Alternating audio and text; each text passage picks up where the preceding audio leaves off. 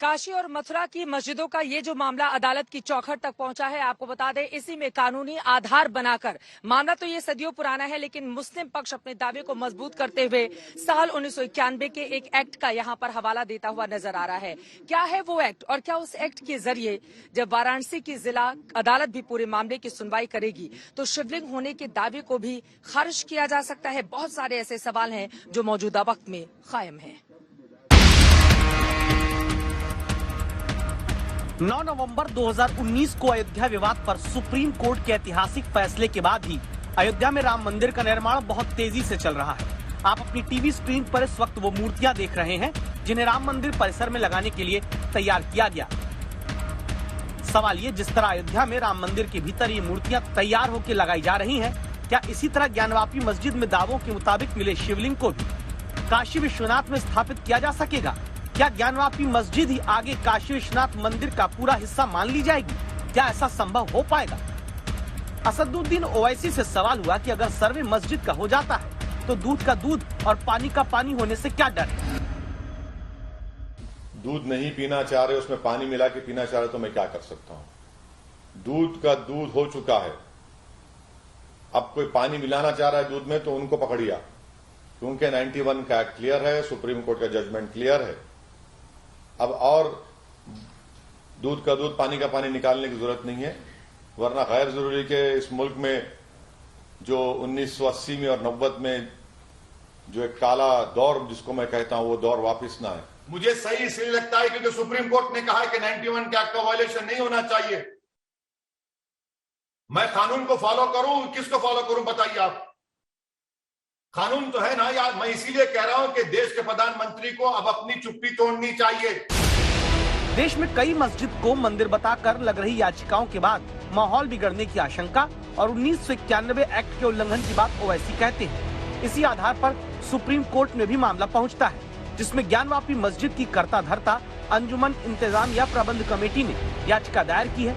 कहा है ज्ञानवापी परिसर का सर्वे कराने वाला वाराणसी सिविल कोर्ट का आदेश the places of worship special provisions act 1991 का उल्लंघन है। सुप्रीम कोर्ट इस मामले में आगे 19 मई को सुनवाई करेगा। लेकिन ये प्लेसेज ऑफ वर्शिप एक्ट 1991 क्या है जिसका जिक्र सबसे ज्यादा हो रहा है, ये हमने वरिष्ठ वकील संजय के चड्ढा से पूछा। बड़े स्पष्ट शब्दों में कहा गया था कि 1947 15 अगस्त 1947 के समय में जितने भी धार्मिक स्थल हैं उनको यथास्थिति में रखा जाएगा और उनके ऊपर अगर कोई चेंज करने की उसके ऊपर वो बात करेगा तो वो स्वीकार योग्य नहीं होगी। आगे की कहानी पूरी समझे उससे पहले इस एक्ट की अहम धाराएं नोट कर लीजिए। वर्शिप एक्ट की धारा 3 कहती है धार्मिक स्थल को उसी रूप में संरक्षित करेंगे जिसमें वह 15 अगस्त 1947 को था। अगर ये सिद्ध भी होता है कि मौजूदा धार्मिक स्थल को इतिहास में किसी दूसरे धार्मिक स्थल को तोड़कर बनाया गया तो भी उसके अभी के वर्तमान स्वरूप को बदला नहीं जा सकता। सेक्शन 4 भाग 2 के मुताबिक देश में 15 अगस्त 1947 से पहले के किसी भी उपासना स्थल के विवाद पर कोई नया मुकदमा शुरू नहीं होगा। अगर उपासना स्थल में बदलाव 15 अगस्त 1947 के बाद हुआ तो जरूर कानूनी कार्रवाई की जा सकती है। इस एक्ट के सेक्शन 5 के तहत अयोध्या के विवाद पहले से अदालत में था, इसीलिए अयोध्या को इस एक्ट में अपवाद के रूप में छूट मिली। जबकि सेक्शन 6 के तहत ये कहा गया कि अगर कोई सेक्शन 3 का उल्लंघन करेगा तो उसे 3 साल की सजा हो सकती है। 1990 के दौर में जब अयोध्या में राम मंदिर बाबरी मस्जिद विवाद शुरू हुआ तब नरसिम्हा राव की केंद्र में सरकार थी। दावा है तब धार्मिक विवादों को और बढ़ने से रोकने के लिए ही सरकार ये एक्ट लाई। नरसिम्हा राव सरकार के दौरान 11 जुलाई 1991 को प्लेसेज ऑफ वर्शिप एक्ट 1991 आया। बीजेपी ने कांग्रेस सरकार के दौरान लाए गए एक्ट का विरोध किया था। 2 साल पहले ही इस एक्ट के खिलाफ सुप्रीम कोर्ट में बीजेपी के नेता और सुप्रीम कोर्ट के वकील अश्विनी उपाध्याय याचिका लगा चुके हैं, जिसमें सुनवाई होनी बाकी है। राइट टू जस्टिस, कोर्ट जाके न्याय लेना, ये हमारा आर्टिकल 21 के अंतर्गत फंडामेंटल राइट है और ये कानून कहता है कि आप कोर्ट जा ही नहीं सकते हो। जुडिशियल रिव्यू बेसिक स्ट्रक्चर है कॉन्स्टिट्यूशन का और ये कानून कहता है कि कोर्ट जो है धार्मिक मामलों में सुनवाई करेगी नहीं। ये कानून राम और कृष्ण में भेदभाव करता है। कह रहा है अयोध्या का मामला तो कानून के दायरे के बाहर है, लेकिन मथुरा का मामला कानून के दायरे में है। आर्टिकल 14-15 का वायलेशन हो गया। हिंदू, जैन, बौद्ध, सिख को भी अपने जो उनके धार्मिक स्थान थे उनको पुनः प्राप्त करने का अधिकार है आर्टिकल 25 में, लेकिन ये कह रहा है कि नहीं, जो तोड़ दिए गए, आप उस पर यथास्थिति रहेगी। अब सवाल यह है कि क्या ज्ञानवापी मस्जिद विवाद में वर्शिप एक्ट 1991 लागू होगा या नहीं। बीजेपी नेता और वरिष्ठ वकील अश्विनी उपाध्याय, सुप्रीम कोर्ट में सीनियर लॉयर संजय के चड्ढा से इस बारे में हमने जवाब जानना चाहा। आप ध्यान से इन्हें सुनिएगा। मेरे हाथ में ये कानून है। इस कानून में बहुत साफ साफ लिखा हुआ है कि एंशिएंट मोन्यूमेंट के ऊपर ये कानून लागू नहीं होता। एंशिएंट मोन्यूमेंट डिफाइन है 1958 के एक्ट में। जो ढांचा 100 साल से ज्यादा पुराना हो उसको कहते हैं एंशिएंट मोन्यूमेंट। तो ये तो 350 साल पुराना ढांचा है, तो ये लागू नहीं होता। दूसरा, ये कह रहा है कि 1947 में जो रिलीजियस कैरेक्टर था उसको यथास्थिति रखेंगे। तो 1947 में ज्ञानवापी का रिलीजियस कैरेक्टर क्या था? मस्जिद था? नहीं, मस्जिद तो हो ही नहीं सकती है। अवैध कब्जा करने से, नमाज पढ़ लेने से कोई स्थान मस्जिद नहीं होता।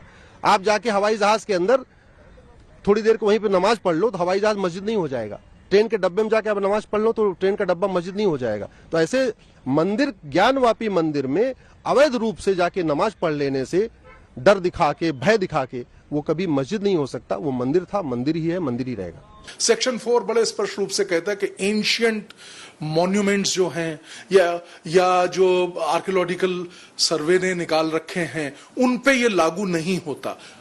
वो भी अगर हम बात ले लेते हैं तो एंशिएंट मॉन्यूमेंट्स को तो आप वैसे ही चेंज नहीं कर सकते। उसके लिए already existing ancient monuments act है और उस एक्ट के तहत आप छू ही नहीं सकते।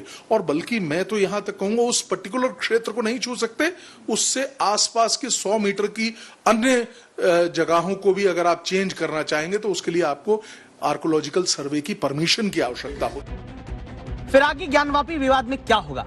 गौर करने वाली बात है कि मुद्दा ज्ञानवापी मस्जिद का हो या इसके बाद दिल्ली से लेकर कर्नाटक तक मंदिर मस्जिद पर हो रहा विवाद, हर जगह अभी याचिकाकर्ता सिर्फ पूजा करने के अधिकार और मस्जिद में सर्वे वीडियोग्राफी की मांग कर रहे हैं, न कि अभी याचिकाकर्ता मस्जिद का अधिकार मंदिर के रूप में मांग रहे हैं। तब क्या ज्ञानवापी विवाद में भी सिर्फ पूजा करने का अधिकार मांगने के आधार पर फैसला हो सकता है? चौंकाने वाली बात यह कि इस कानून पर 2 साल से खुद सरकार ने भी अदालत में कोई जवाब नहीं दिया। इन सब में ये बात साफ है कि अदालतों में हर मंदिर मस्जिद विवाद की सुनवाई जारी रहेंगी। हल तुरंत नहीं निकलने वाला। मतलब साफ कि राजनीति को खाद पानी लंबे वक्त तक मिलता रहेगा।